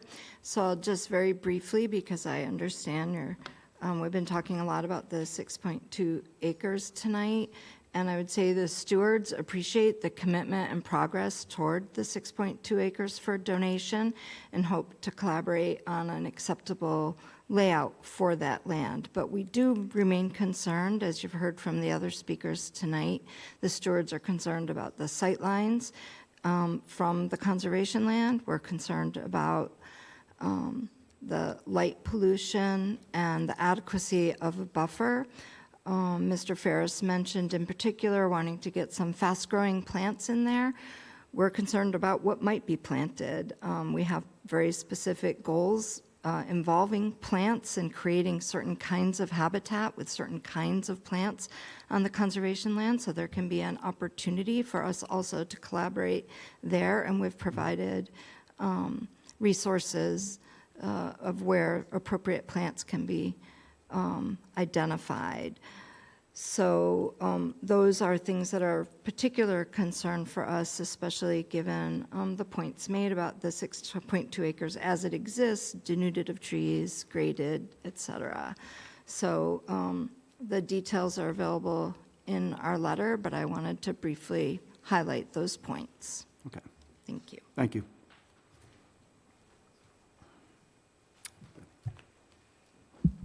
Matthew Probst, 31 Woodland Road. I'm one of the closest abutters to the conservation land and this particular development. I also represent a group of 41 families in Southborough known as Friends of Breakneck Hill. Our website is breakneckhill.org. And we are all residents of Southborough and abutters to the conservation land and users of conservation land. I'm not going to rehash anything that's already been said, but I just want to say thank you to the ZBA as well as Ferris Development Corporation for your work in bringing more affordable housing to town. We believe that's important. We also are appreciative of your efforts so far to work with the town on the proper donation of the land, as well as make sure basically all of the conflicts. And we would appreciate continued work on the concern about the leach field. Anything that could be done to move it a more way and provide more of a buffer of undisturbed vegetation and trees, that is greatly appreciated. So, thank you. Thank you. Okay. I think we want to get to the agreeing on a continuation then. Sorry, what were we, To that point, to be clear, when I said November 20th, that was from the applicant's perspective, the deadline for final action. For the closing of the hearing. Closing, yeah. No, I said action, and from the applicant's perspective, it's action. That's what the applicant's willing to do on action, November 20th. So if it's a matter of closing the hearing, I think the applicant will agree to October 16th, which is the scheduled October meeting date. To close? To close the hearing, yes. And I say that in part because It's not going to be enough, but, I mean, if we want to do this month after month after month, then, fine. Well, we've talked about certain things needing to happen by year end, so we can back into it. If the donation is to occur by December 31st, we need there to be an appeal period to run, going in reverse chronological order. We need an appeal period to run, right, so everything's binding. We need action to have occurred, and we need the public hearing to have closed. Mm-hmm. So the applicant is not willing, sitting here tonight, to agree to extend the hearing to November 20th. It's October 16th. So less than a month of an extension. I mean, 4 weeks. no, from the current deadline. Yeah. I don't know how that's sufficient. I mean, we're likely going to end up just doing this dance again, but, I mean, if that's what he's giving right now, then we'll do that now. I'm a glass half full kind of guy, and so I think I sat here 3 weeks ago tonight, and there was no willingness to extend the deadline for the hearing to close. Right. And I'm now able to tell you that the applicant's willing to do October 16th, 4 weeks beyond the prior deadline. So Right. that means progress. And Brian, that's fine. I've done this a fair bit more than you have, and I can tell you that's probably not going to be done. If you came to us today and said you weren't extending beyond the 19th, we'd be denying the project. Is my client? Listen, Dave has been a good guy tonight. I'm just telling you, if this is the extension you're giving, this is the extension we're going to get. We're going to be doing this again. It does not matter how long you or I have been doing this. The applicant, my client, is willing to do October 16th. And that's what we'll do, and then everyone runs the risk of running into an artificial deadline. We have a scheduling conflict on the 16th. Yeah, I'm not available October 16th. But that's just the deadline. Yeah. Right. Okay. So if we continued to a date before that. Yeah, I thought we were talking about when we were going to continue the hearing until, Summer's on September right? 4th. Well, I'm talking specifically about the applicant's willingness to set the deadline for the public hearing to close, and that's October 16th, as of now. But in terms of the next hearing date, we'd love September 4th if the board is open to that. We have a special meeting with Park Central, right? We do. This is David speaking. I just really want to make it clear to the board, my whole goal on setting dates is internal in how we work internally in our companies, which is if we don't have deadlines to get things done. I've told a lot of boards and different people in town, I'm trying to get this donation done by year end. And I can only do that if the appeal period and all the things lapse, which is why I'm just trying to set an agenda and a tempo. I'm not trying to back anybody into anything. I'm just trying to move this thing forward so that I can deliver on what I said, which is I'm really doing my best to get it done by year end. Okay. So that's really it. And we're all working in good faith to get it done, so it's sort of arbitrary at this point anyway. Thank you. Can I ask a quick question, because I think I'm a little bit confused, is the 6.2 acres, are you saying that's tied to us approving the 40B? Yeah, Or- I'm saying that we fundamentally don't legally think we need to donate it, but I want to get the permit done. I want to get the approvals done so that we can transfer it at the same time we're getting our permits, so that we are all in good shape, where we're releasing any claim to the land and you're setting an approval prior to year end, correct? It would have to follow, notwithstanding my disagreement on what they have to do and don't have to do, because they're willing to do it. When a decision comes down, if it comes down to approve this, one of those conditions will be for them to provide a final plan for endorsement and recording that will carve out the 6.2 acres, and at that point, it can be conveyed. Right. So, And if for whatever reason we decide not to do that, the town would have to go other legal avenues to try and they're, get that. yes, they're. Okay. And we're waiting for the final subdivision plan. I think there is a subdivision plan in the recent plan set. Yes. For our peer review engineer to look at in conjunction with the waivers. Okay, I thought I heard someone comment say that it wasn't clearly delineated. There are concerns by the planning board, which we should be referring to our peer review engineer on difficulty in interpreting some of it, and also some details lacking, Okay. is my understanding. All right. Well, I would like to, Can we take a 2-minute break, please? Just you need to consult, would like to discuss with Mr. Carr for a moment. okay? Just for 2 minutes. 2 minutes.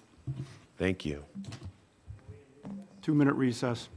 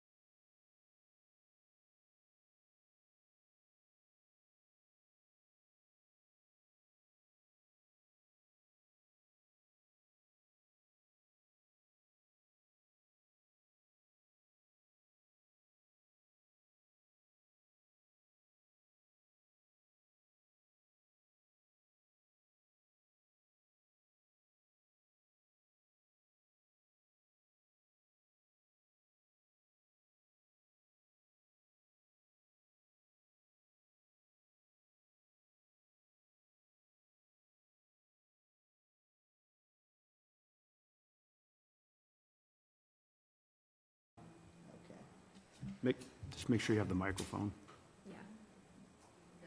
Okay, all right, we are back in session.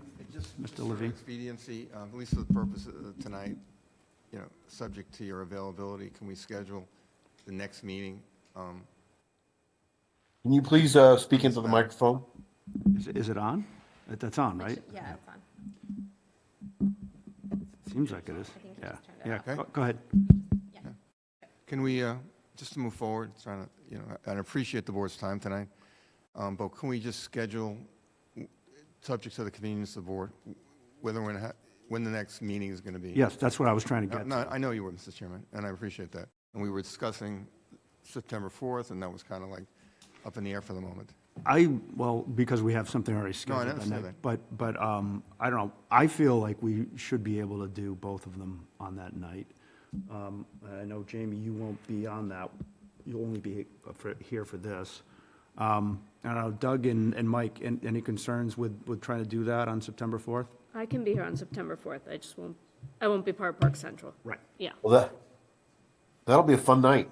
We like to package it all in one night, Mike, if possible.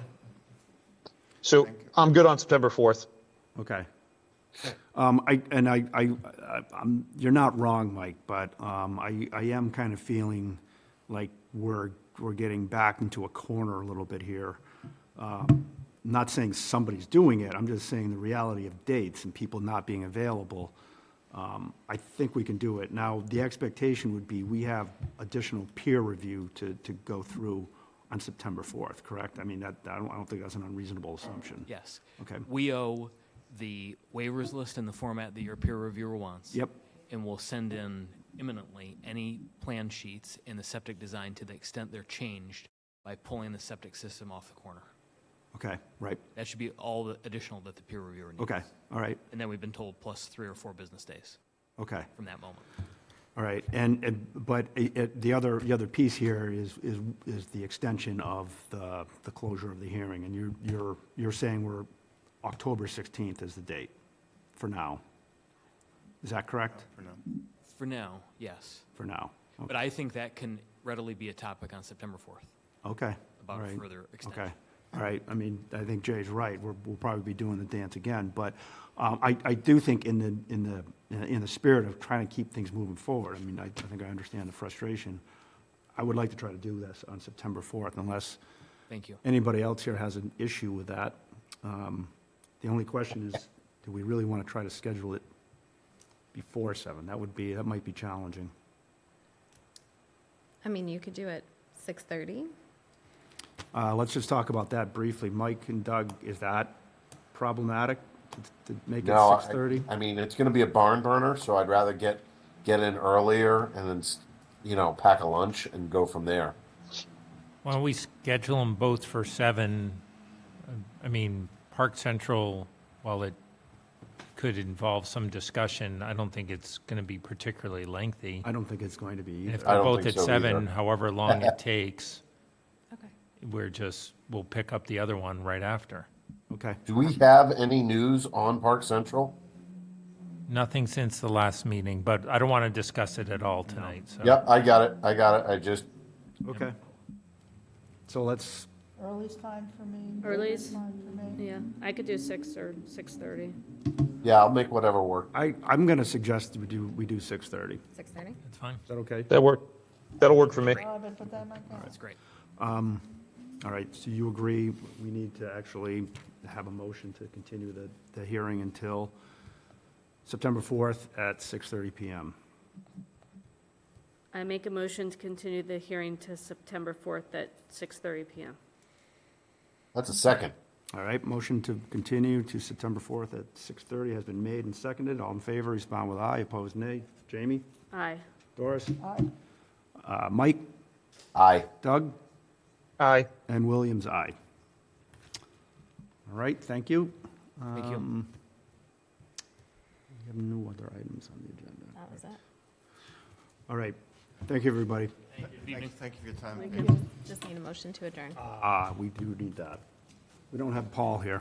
I'd like to make a motion to adjourn the meeting of August 21st zoning board of appeals. I That second. is a second. All right, motion has been made to adjourn and a And seconded, all in favor, respond with aye. Jamie? Aye. Doris? Aye. Mike? Aye. Doug? Aye. Williams, aye. All right, thank you very much, everybody. Thank you.